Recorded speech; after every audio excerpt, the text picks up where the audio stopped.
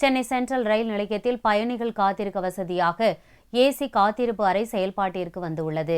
Central ரயில் நிலையத்தில் புதிதாக அமைக்கப்பட்டுள்ள பயணிகள் ஏசி காத்திருப்பு அறையை டி.கே. ரங்கராஜன் எம்பி புதனன்று திறந்து வைத்தார். இந்த அறையில் 80 பயணிகள் வரை அமரும் வசதிகளும், கழிப்பறை மற்றும் ரயில் வருவதை அறிந்து கொள்வதற்கு LCD திரை உடைமைகளும் வைக்கும் வசதிகளும் செய்யப்பட்டுள்ளது. முதல் 1 மணி நேரத்துக்கு 30 ரூபாயும், அடுத்த ஒவ்வொரு மணி நேரத்திற்கும் 20 ரூபாயும் கட்டணம் நிர்ணயிக்கப்பட்டுள்ளது.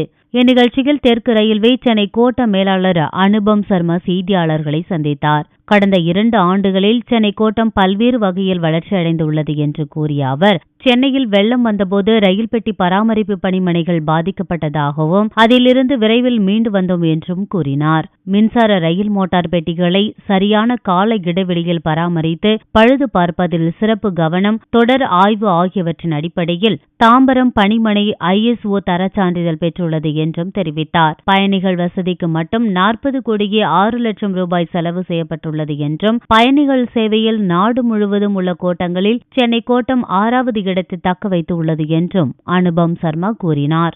பயணிகளுக்கு சேவை செய்வது என்கிற பொருளில் சென்னை சென்ட்ரல் ரயில்வேயில் பயணிகள் தங்குவதற்கான குளிர்மயமாக்கப்பட்ட ஒரு அறை ஆண்களுக்கும் பெண்களுக்கும் தனியாக இன்று உருவாக்கப்பட்டு அதை திறந்து வைப்பதற்கான வாய்ப்பை நாடாளுமன்ற உறுப்பினர் என்கிற முறையில் எனக்கு கிடைத்ததற்கு உண்மையிலேயே நான் பெருமைப்படுகின்றேன்.